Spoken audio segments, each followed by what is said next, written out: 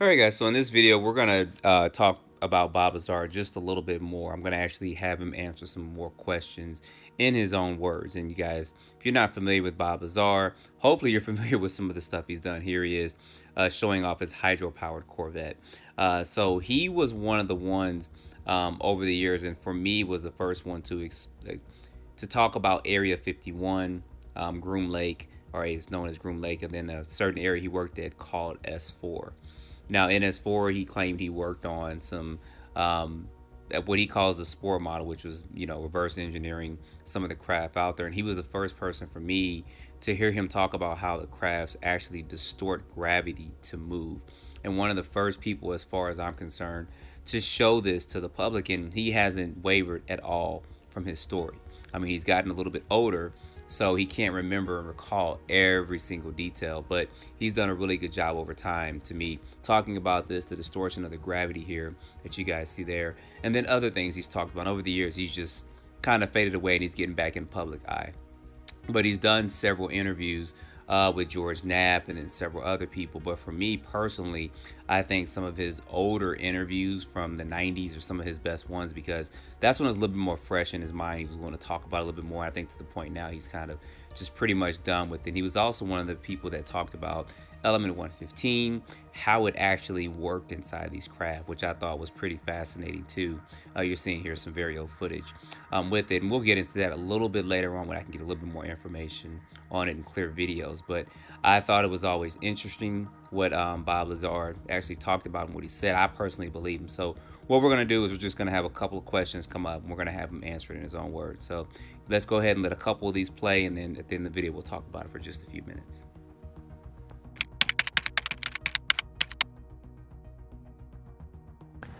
The first disc I saw, I believe it was the second, or I think it was the third time I was up there. Normally the bus pulled around to the opposite end of the facility, which was the main entrance, and that's where we went in. On this particular occasion, it pulled up to one of the hangar doors, which were normally closed, and the last one was open. We came out, and I saw the disc in the hangar. Upon seeing it, it struck me that, well, this explains all the UFO sightings.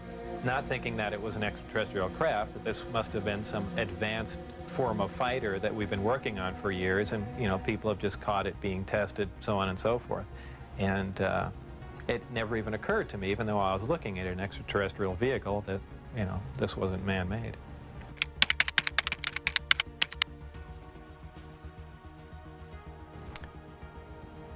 Well, it probably really hit me when I got inside the craft and looked around and began to understand how the craft was operated, and finally grasped the whole project as a whole, as what we were doing, the fact that we weren't building this thing, we were trying to find out how it was made. We were back engineering it.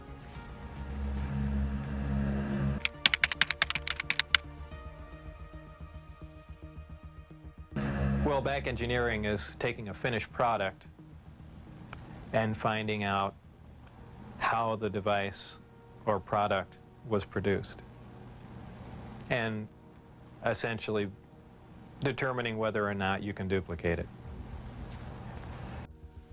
Now, just real quick, I always want to know what he thought or what his feelings were after seeing something like this.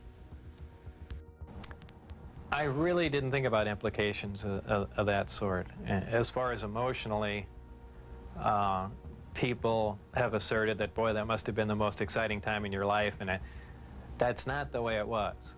When I first got to look inside the craft, all I can say, it's an ominous feeling. You walk in there and it feels as if you shouldn't be there. I know that sounds kind of corny, but it's a real ominous feeling. It's not an exciting feeling. It brings up a whole lot of questions in your mind. Well, where did this come from? And you know that they won't give you the answers to the whole story, but it's that's the only way I can describe it.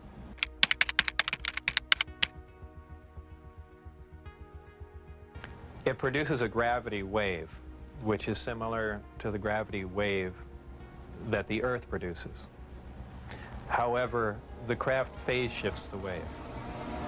In other words, it turns the wave not really in an opposite polarity, but something to that effect, where it will work against the natural gravity wave of the Earth, and it produces lift in that effect. Well, the craft generates its own gravitational field. Being inside that field essentially doesn't shield you, but essentially you're in, and this is a terrible way to say it, almost in a different realm, because you're now influenced only by that gravitational field. For instance, people wonder how a craft like this can make a turn at such high speed, a 90-degree turn, when they would imagine people slamming up against the wall or something to that effect. Well, that really wouldn't happen. Inertia would have no effect. You're in a distortion. And don't forget that gravity distorts time and space. So really nothing is going to influence you while you're in there. Now, last thing I wanted to know was these 3 amplifiers inside the craft, and a brief explanation on their different modes and how they actually work. There are 3 amplifiers. The craft can operate on a single one, can lift off the ground. The way in which it's propelled are 2 different ways. There's what they call Omicron configuration, where the craft is using one generator, or a Delta configuration, where it's utilizing all 3. Delta configuration would be for space travel. Essentially, the craft will tilt up on its side, as opposed to a science fiction movie where you see a flying saucer moving around. The craft will tilt up on its side, focus the 3 gravity generators to a single point, and move through space that way. Moving around the source of gravity is a problem to a disk because it's interference, essentially.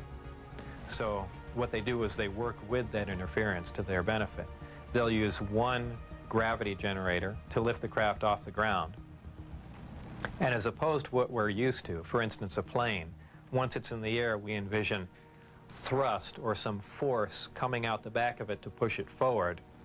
The crafts work completely opposite of that.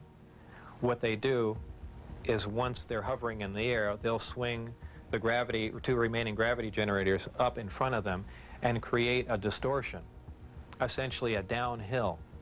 And the craft rolls downhill for infinity. It's always chasing a little distortion. That's why they look goofy when they fly around at low speed, because they're essentially, and any time you run over, the gravity field around the Earth is not completely constant and stable, depending on the minerals and density of the Earth underneath it. The gravity will vary somewhat, and you will get odd movements of the craft. So its low-speed mode is kind of unstable for the most part. So there you guys go. Just a couple of basic questions actually answered by Bob Lazar. He doesn't really do too many interviews that I'm aware of. So I try to do a face-to-face interview with him and just ask some of the basic questions, some of the questions that I think that a lot of us want to get answers to. But I have a couple other things on Bob. I got a rare interview from, I think it was 1990 or 1991 that I'll end up showing to you guys once I get through doing some editing and stuff with it. But anyway, guys, put your comments down below of what you think. Some of these questions that were asked, and also some of the things that you would like to know. Maybe I can find a video clip or something on it. And as always, don't forget to like and subscribe and stay tuned for more videos.